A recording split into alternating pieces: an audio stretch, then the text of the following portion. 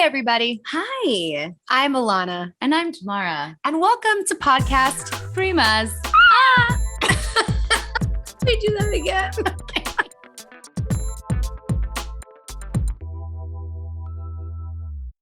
You've definitely heard of the 5 love languages, but have you heard of the 4 different friendship styles? Tamara and Alana go through each style and ask the question, what friendship style are you? Finding the answer to this question and a couple others takes the girls down memory lane as they share stories of how they created their bonds with the family they chose. Oh, how they build us, mold us, and change our lives. And as most intimate conversations tend to do, the girls go off on a worthwhile detour just to make it back home in time for the heartfelt closeout to episode 3. They laughed, they cried, and they laughed again. Hello. Welcome to podcast Primas. Look at us go. It's exciting. Look at us going. We're learning and just getting better. And growing. Inch by inch. Growers, not showers. The choice of words we had at the same moment. It wasn't. We are one. Okay, that is not. We are one. This is not the topic of discussion tonight. Today, tonight, this morning, this afternoon, this evening, whatever time zone you happen to be experiencing right now, for our little following that we're going to have. Our 4 today we're going to be. That's right. You know what? And friends, we might have 10. And thank you all for being here and for listening. And we love you and we appreciate you. But today we are going to be talking about friendship and friendship styles and the type of friend that you are based off of friendship style. We're just kind of going to flow with that. We do have the actual printout from Psychology Today of what the 4 friendship styles are, which we will get into later. But as we always do, let's start with a random selection of questions or a question. These are your questions that I've prepared for you. Great.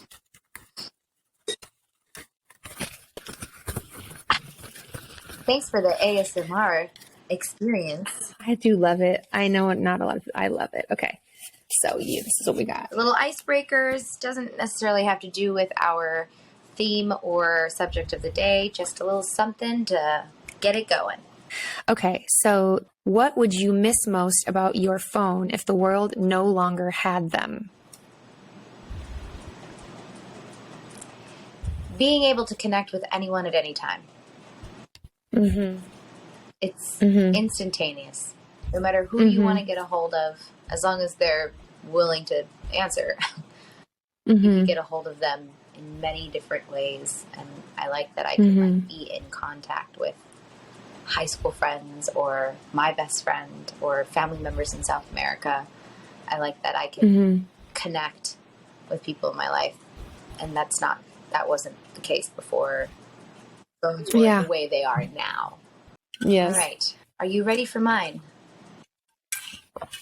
In the words of my almost 8-year-old daughter, I was born ready. I knew it. I love it. Yeah. Okay. Do you have any irrational fears? What are they? Are you asking me to pick one? Because I got lots. What's the first one that went boop right at the front of the forehead just now? Irrational fears. Well, I have what I've had taken a lot of time and work to get a hold of, as much as you can get a hold of, anxiety. But I have had very bad anxiety in my past. So it's something that has happened for me in my life quite a bit, to have irrational thoughts and fears, which do create anxiety. Anticipating things happening that may or may not happen on a regular basis. So the biggest one, when I was dating, like the beginning of dating, like when you're starting to like get to know someone and date, I had, it hit me really hard again. And it was a really it was a really good opportunity for me to use all of the tools that I have learned how to use in a really, really big way after getting it under control as a single woman and not dating and just in my own life by myself. And then opening this can of dating relationship anxiety that I had not experienced at that level previous. So it's mostly like this really big fear of rejection that I have when I start dating people. Oh my God, but I have so much shit, and I have, my past is this and my past is that. And this is a lot, for someone to maybe take on, but really I am a gem and I am a diamond and I have done the work and I am like phenomenal. So like if anyone looks at, the challenges that I've had in my life and all of that and me getting through it and working through it and becoming a much better person because of it as a weakness or something that they're scared of, then bye, but in the beginning, that irrational fear is like, am I too much? Have I been through too much? Is my story too much? And I am in a place where I can observe and be aware of the fact that it's irrational. But as I think most people who have ever had anxiety, even if you can understand it and that it's irrational, it doesn't necessarily just go away. Yeah. But I think in the last few years, that's hit me the hardest. Luckily, when it comes now, it's much calmer and it's not just like slapping me in my face, which is great. And I still have like moments, but for sure, that has been the most challenging in the past few years, up until this current relationship, because now I'm not just dating anymore, and so I think that I think I'm really, really comfortable either by myself or really, really comfortable being partnered and settled. Anything in between kind of brings that up for me.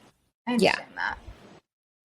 All right. So I think we should go straight into what the friendship styles are and then get into our conversation, friendship experiences. Yeah. So I looked this up on Psychology Today, which I find a lot of really helpful information, but they specifically broke down kind of like love languages, except there are 4 friendship styles rather. Number 1 is discerning friendship style. These are people with a few very close friends. Emotional closeness is high. The friendships tend to have lasted a long time, and these folks are less likely to form new friendship in mid to late life. I love that they said folks. Yeah, I like that. Reminds me of home, but I guess a lot of people say folks. Yes. But then as I've traveled, I'm like, oh, everyone uses that word. I don't hear it as much here in California. But when I lived in Georgia, I heard a lot. Like they say folk, like it's maybe more of a country term, more like a type of person, like country folk or city folk, But yeah, back home in Hawaii, we say, if you folks want to come. And moving on. So close, emotional, long lasting. Number 2, independent friendship style. Those with an independent style don't maintain that many friendships either, but they're also less likely to be emotionally close to the friends that they do have. They're content to socialize casually. Often their friendships are circumstantial, formed with people that they know from school or work or as neighbors, but not maintained if circumstances change. So it's cash, Yeah, I have people that come to my head as we read these. Totally. And when I read these earlier, I was like, I know all of these people. Yeah. Okay, so the 3rd friendship style is selectively acquisitive friendship style. These are the people who are out there meeting new people all the time. Some in their circle are intimate friends, some are much more casual, but they are all thought of as friends. Acquisitive people all tend to have friendships of varied duration. Some last decades, others are more fleeting and circumstantial. Selectively acquisitive people, however, are somewhat choosy about which friendships they maintain over longer periods of time as compared to unconditionally acquisitive people. Oh, jeez. Yeah. That was just a lot of big words in a row. I mean, I'm smart, but like, go me.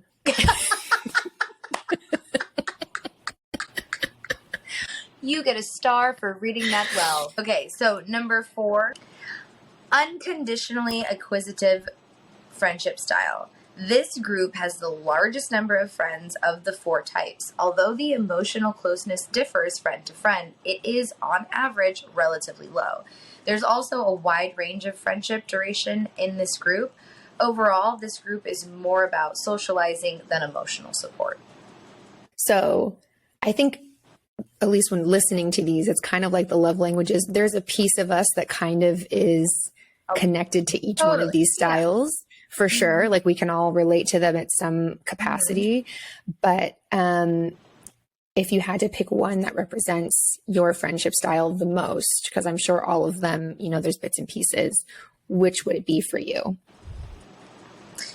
So for me, I definitely see number 3, the selectively acquisitive friendship style.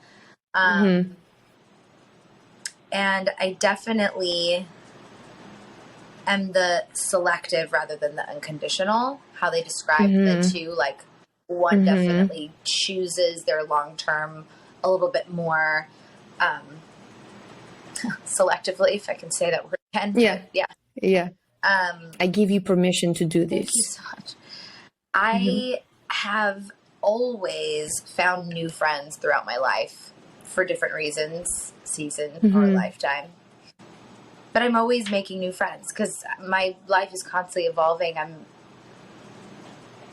I get uncomfortable in the comfortable. So I don't like to stay in one place for a long time. I like to move around, change things around, change jobs or whatever. So I'm meeting new people constantly, but I definitely have my core group of friends that I've had for a very long time and who I'm very close to. And then I have my casual friends who I also love, but we do fun, casual things together. Yeah.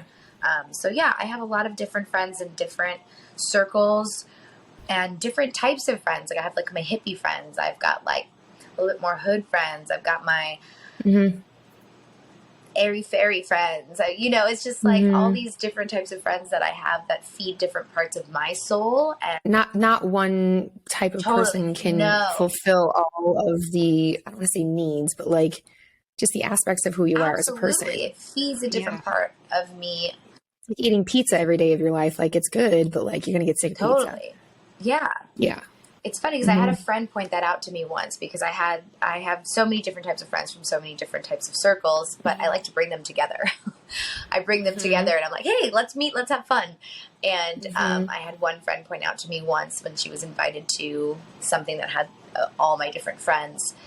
She was like, wow, you really make friends with such different types of people. Which is great. Yeah. And I'd never had that pointed out to me before. And I never thought it was an interesting or different thing. She's like, I have a very specific type of friend. You look at my friend group and they're all very much the same type of person.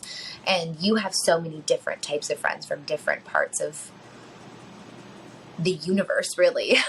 And I was like, yeah, I do. It's a beautiful thing. I couldn't agree more. That's what makes us so fantastic about being human beings is all of how different we are and how we can still have these kind of things that are so streamlined and in common, and how this group of friends or one specific friend can really bring out something in you that maybe you don't share with so many other people, but then you feel very safe with this one type of person to just be only that with them, Right. I think it's so great and so wonderful. Yeah. And I agree.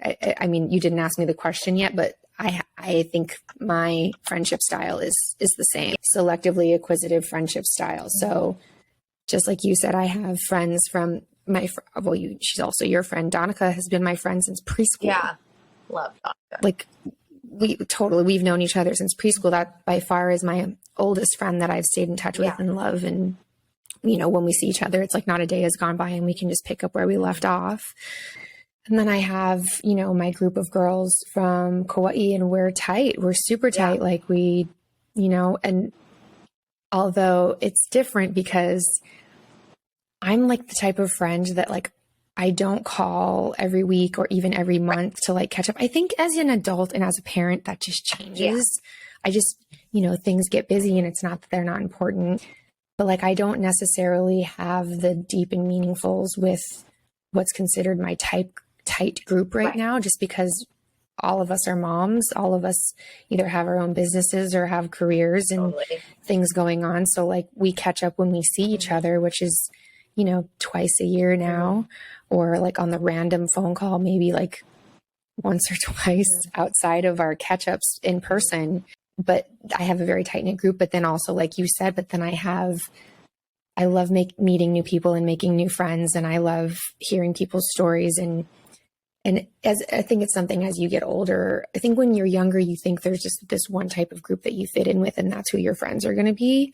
Like I grew up being a surfer, and so I could never see myself really like my friendship community and my everything community, like anyone who was close to me aside from family who didn't surf, like you. Like me.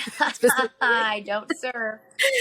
No, but like everyone around me, like we shared this passion for the ocean and for surfing and this lifestyle because it's a very niche kind of lifestyle that if you don't do it, you kind of don't get it. And then as you get older, you find like all of these wonderful flavors. It's kind of like eating, like I said, like when you're younger, your palate of food is quite bland and you only eat this certain. Yeah. And then as you get older, you're like, oh my gosh, this spice is amazing. And I'm going to try this food. And I feel like that with friends. Like as I've gotten older, I've gotten more adventurous with what I wanted to taste and what I wanted to experience. Yeah. Yeah. So now I'm in this place where like, if we vibe, we vibe. Yeah. And like, I'm down to be your friend if we vibe. But have made new friends and I still have my old friends and I'm very grateful for all of them. But yeah, there's, like you were mentioning, I have friends that I'm like, oh my gosh, they're my favorite people to go out with. Or this is my favorite person to call when I need to talk about this. Yeah.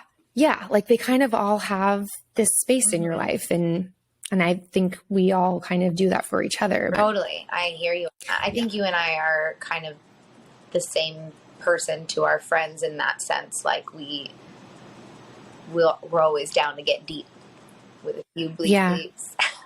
That's right. It's like it really sets me on fire when I feel like I can be a safe space. And then if someone actually wants my opinion and I can give them some type of, I don't want to say advice. It's not like I have it all figured out. A lot of times when I listen to people's stories, I go like, oh my God, I like need to do this for myself as well. Or listening to myself say something, you know? But I do really appreciate being able to be that person for anyone. Yeah. Yeah. Have you always found it easy or more difficult to create and maintain friendships? Has this changed throughout life? When I was younger, I found it a lot more difficult to make friends with girls. I always had like my one or two, possibly three, like really close girlfriends throughout my life. And that changed. It changes when you're younger, especially like in grade school and middle school and stuff like that. But as far as having like big group of girlfriends, I didn't have that until I was an adult. I couldn't really relate to the girls who were my age. And not to say that I was better or that I understood things better, but I just saw things differently. And I made friends with boys better. And so that caused problems, as it does when you're younger, because kids are silly and they say things. And, you know, so I always had kind of like issues with girls, which was a bummer. But honestly, I didn't become more of a girl's girl until I met like my best friend, who's still my best friend. I met her when I was 16 at my first like, real job at a restaurant. And she was such a girl's girl. And she was so supportive of all the girls in her life. And I just watched how she would compliment everybody. And it wasn't like fake. Like she genuinely was like, oh my God, you're so cute. Genuine. And I love this and I love that. And she was so giving and so supportive of the females all around her. And it didn't matter if she was just like, if she just worked with them or if they were a close friend to her. She was a genuine, to the core girl's girl. And I had never seen that before. And so watching her be that way, I wanted to be more that way. And I wanted to be closer to girls and understand the females around me a little bit better. And so I was able to kind of evolve in that role, and it helped a lot. And then I entered the fitness world and the yoga scene, and that just creates like women bubbles wherever you go. And witches circles. yeah, Just kidding. I mean, hey, I'm into it. But like, It's fine. yeah, I am not judging at all. I'm all about it. But I'm fine with that. And then having that like mind shift and redirection in my perspective of how a relationship with a female could be if it were just like genuine and positive and loving and coming from a really beautiful space, I was able to cultivate super amazing, profound, life-changing female relationships in my life. And as much as like I've kept guy friends here and there, like my female relationships like were floored and just taken to the next level. And that like trust and companionship that you can have in a girlfriend, it's just there's nothing that compares to that. So yeah, and I still make friends in different aspects and scenes and places of my life, but yeah, I love meeting new people. It's fun. Totally. So you haven't always found it easy, and now it is a bit easier with where you are in your life now. Very correct. Like you're a selectively acquisitive friendship style. Yes, that's what it is. Yeah, I can relate to that in a really big way. Friendships in general, I'd say yes. If we're talking about female friendships specifically, there was also a time in my life where I didn't feel like I could maintain a healthy female relationship for quite a while. Again, I'm going to give another shout out to Donica because she has been there seriously since preschool and been a solid female friendship from the beginning through everything. But apart from her, I had a really hard time.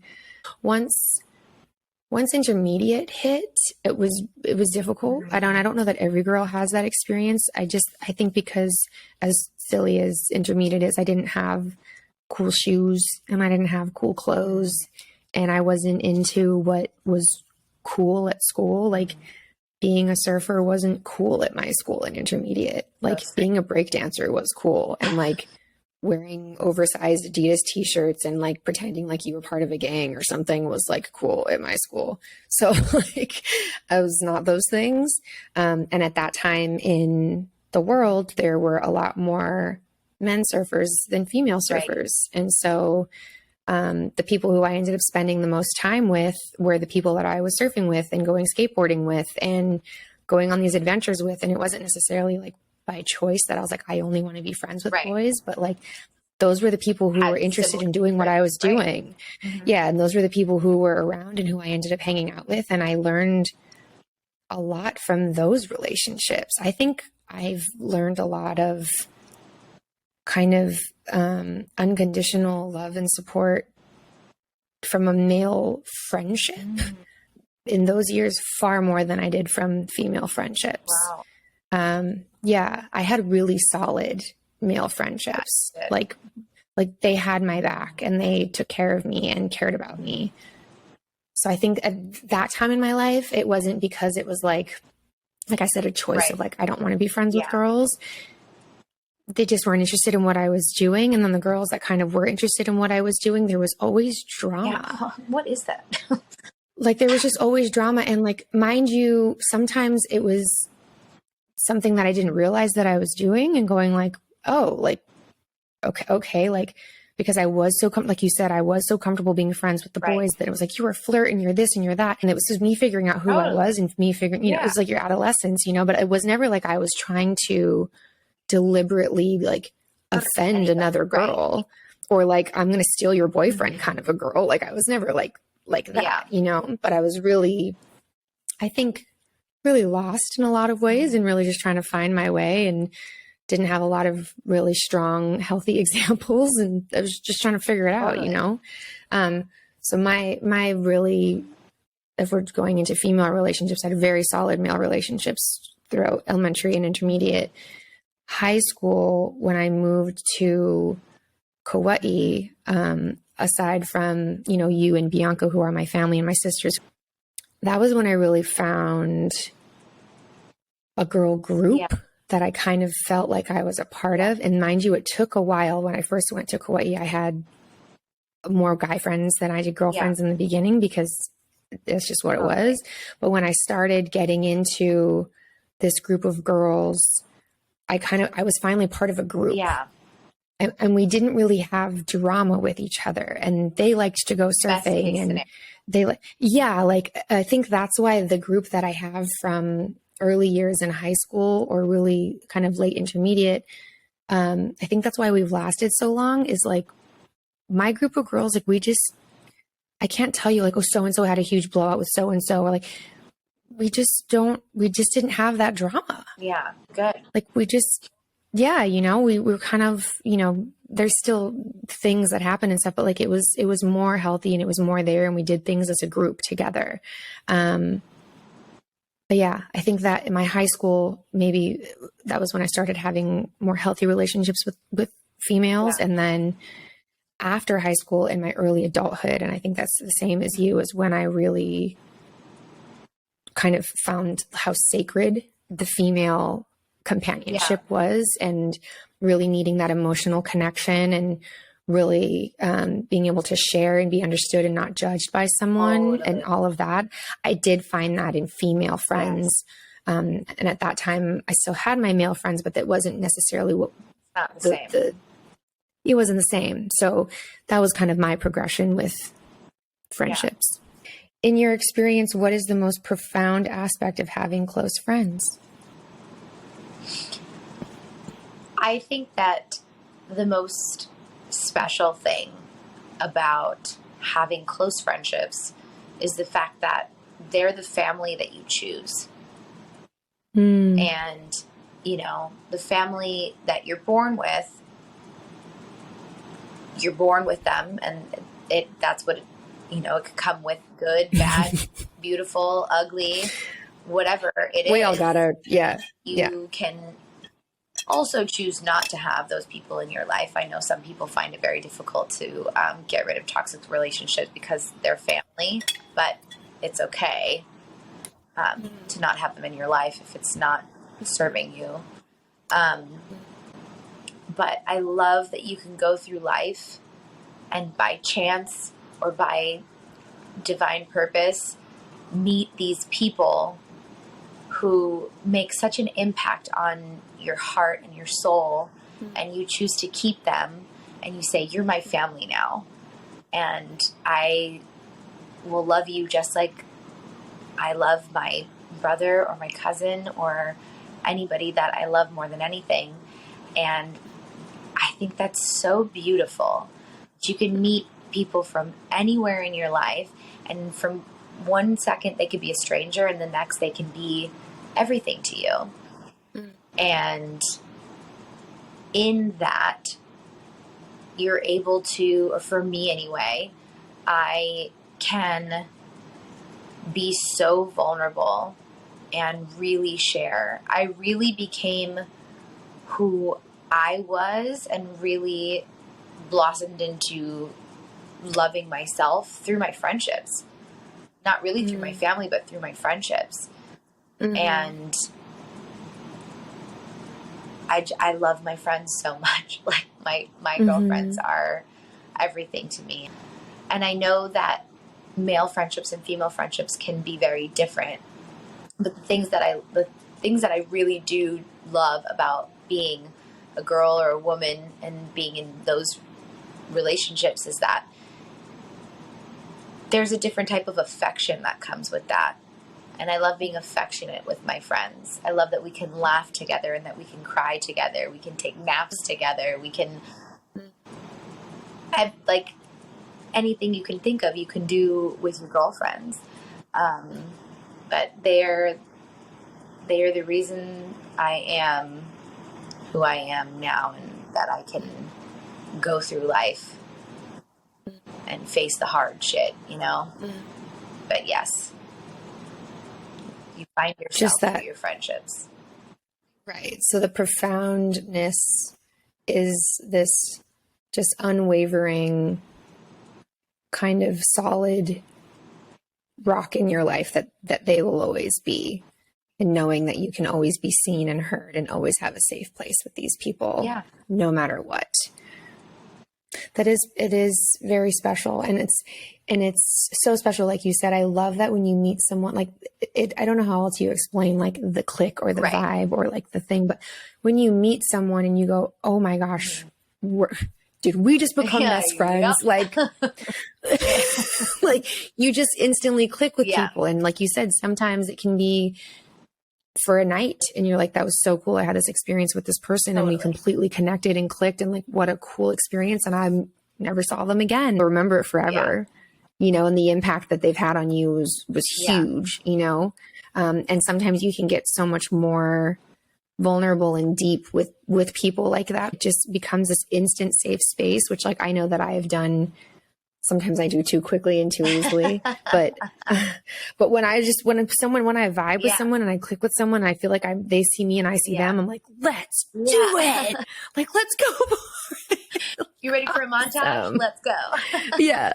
The profoundness is, like you said, that kind of soul recognition of like, either we've known each other before, or we are meant to know each other now, or whatever the purpose is that we have crossed paths, obviously was not coincidence, and here we are. But I think for the most profound aspect of having close friendships, I think for me, it's kind of along the same lines as you, just being seen and heard and just so well understood without having to... Being able to be authentically you and not judged for it. Yes. And I think now in life, you and I both, I don't know that I'm ever in anywhere where I'm inauthentic. Like no matter who my crowd is, like I'm always going to authentically be me. Like I've lived enough life and I've gone through enough to feel confident no matter where I am in myself.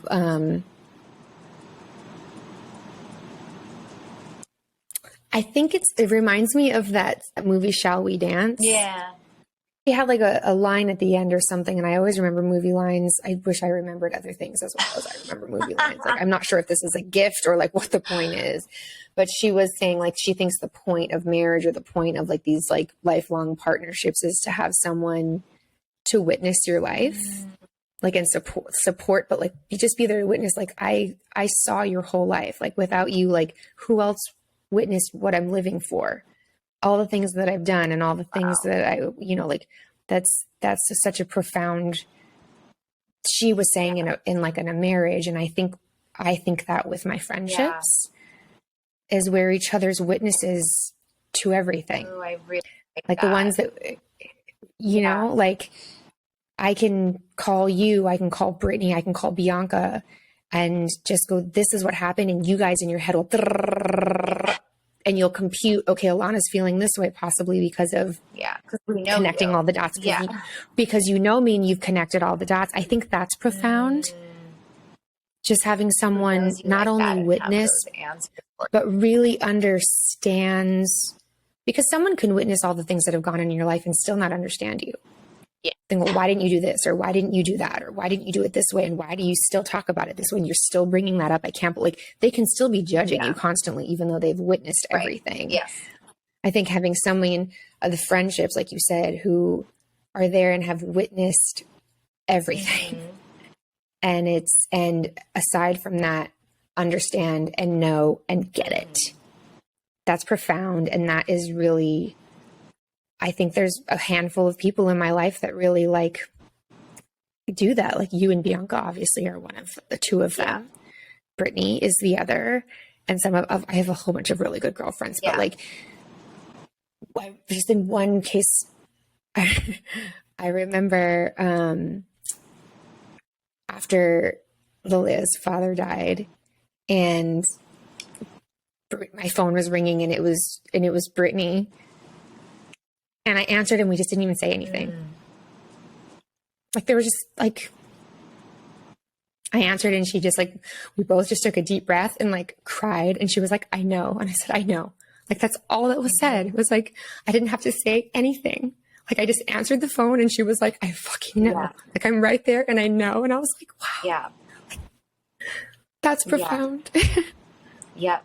Those friends that you can call and just cry. Just to cry. Because we know. Like, just, we were just like breathing together and just like, yeah. Yeah. Yeah. That's a beautiful connection. Yeah. Yeah. No, I get that. I totally get that. Absolutely. Yeah. That's definitely Kara for me. I can't tell you how many times we've called each other like just to cry. No words, just cry. It's, yeah. It's necessary. It's special. Yeah. And it is. I don't want to pity anybody ever, but it makes me sad that men from the moment that they're born are encouraged not to feel and not to share and not to show their emotions. And that's changing, and I'm watching it evolve and change, and that's great. And because gosh, sharing those moments and like just really being able to just be and let it go, it's such a necessary part of growth and healing in every aspect, and like just having those moments.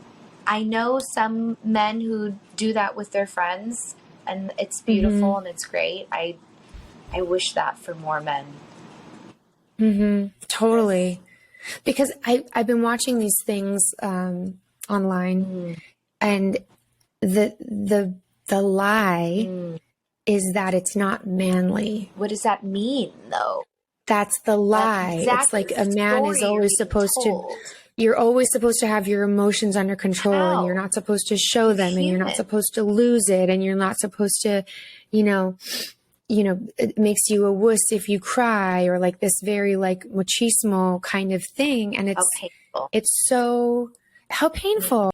If you are comfortable with, because all of us have that masculine and feminine energy. And when someone is so comfortable with their masculine and their feminine, it kind of just exudes actual masculinity even more, because you're not fearful of this femininity that you own, and you're not fearful of what it makes you, and you're not fearful of the feelings that come up. You look at it and you go, I know exactly what this is, and I'm so comfortable with it, and I can sit with it, and I can feel it, and I can process it. And all that does is add to your masculinity. You not being comfortable with your emotions, and you not being comfortable showing them or letting them go, or allowing yourself to be free in a feeling for whatever that is, that doesn't make you more manly, and that doesn't make you more of a better human being in any way. Like that makes you more closed off, that makes you more scared, that makes you fearful, and that makes you more judgmental. Like, that is so the opposite of what the true, I use this, I wish there was a better word, but the power.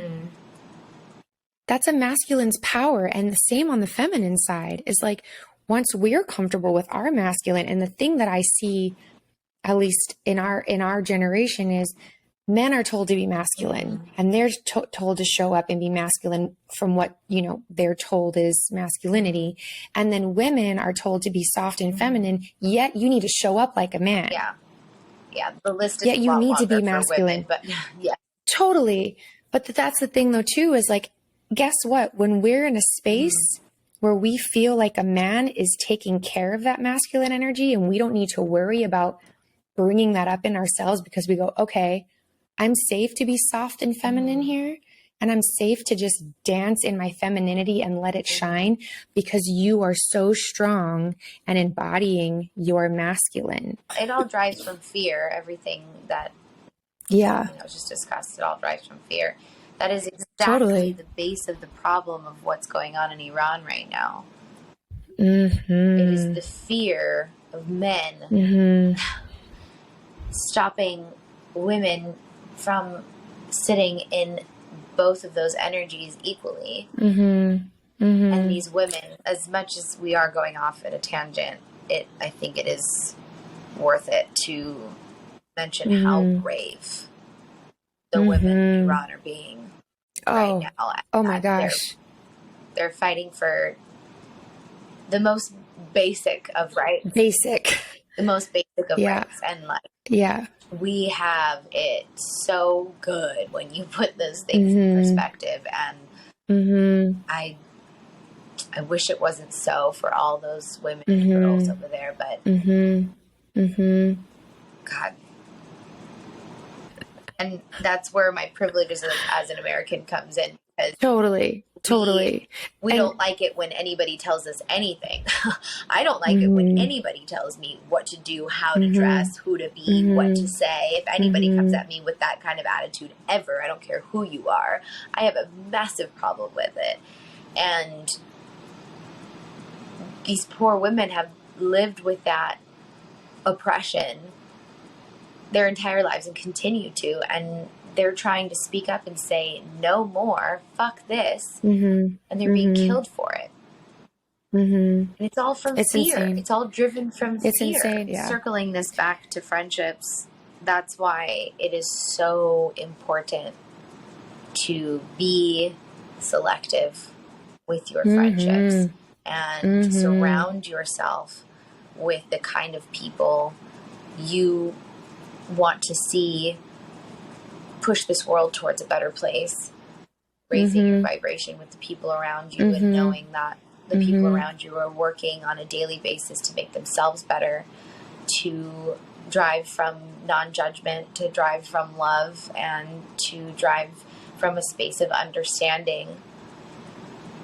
You know, the larger your circle becomes of people like that, the more you guys are going to change the world. Like you said, it's going to lift you or it's going to drag you down. And that's a huge thing for me when I meet new people. I like to see who are the closest 5 people that you surround yourself with. Who is 100%. your closest circle? That will tell me the most 100%. about you. Who do you If I look at your circle. Who do you surround yourself with? Right, exactly. Yeah. That's so important. Yeah. Very Everyone important. that meets you loves you. Oh, thank you. That's very nice. So cool. I got to grab my charger. My phone's like giving me. Okay. We need like elevator music. Okay, let me see if I can do. What's an elevator music? Oh. We both. I told you to do it, and then I went in. Oh man. I am. I was gonna do Drake. I do want to take this moment. Late night when you need my love, call me on my cell phone. Late night when you need my love. All right. I know that our hotline bling. That can only mean one thing. Bop, bop, bop. Hire us for parties. We're great. Available. I think we should close it out here pretty soon. But I wanted to, which has been on my brain this entire time. I'm gonna do it. I'm gonna do it. You are one of those people who have shown me non-judgment and safe place and just undeniable support. And you are seriously like, there's a really big part of my life that you fill. And I'm so grateful for it. And I miss you when I'm not with you. And it's true. Same. And I'm so grateful for the person that you are in general, but also you are like a 5-star friend. You're a phenomenal friend. So thank you for that. Wow. I was not expecting that. Thank you so much for saying that. I really, really appreciate It's true. it. Oh, hit with that left hook, why don't you? I so appreciate your kind words. That really means a lot It means a lot. I definitely feel the same for you. You have created a really amazing safe space for me as well. And I know that I can always call you when I'm low, or you're my figure out my brain when it's going in 1,000 different directions person. when I'm freaking out, I call you. You have such a like calm, centered, just okay, rational, let's make a list and figure this out person. Like, you are that for me. It's just so nice, because I always know that I can always come back home with you. And God, I love you. I love you too. I really do. You're such a good person. You're genuinely thank you. The best person I know. Your moral compass is off the Richter scale. I don't know that I've ever met someone with a more like straight arrow moral compass. You're a good person, and you want to have a good heart, and you want to make sure that the people around you experience a purity that I haven't really experienced with many people, including myself. Even with all those wonderful things you said about me. Like, you are definitely like that higher level person of awareness, for sure.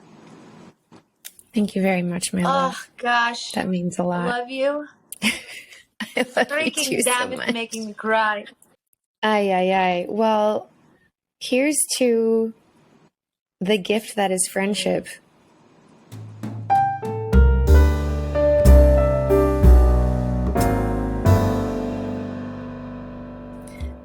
Like, subscribe, follow, sing, dance, scream, jump, whatever.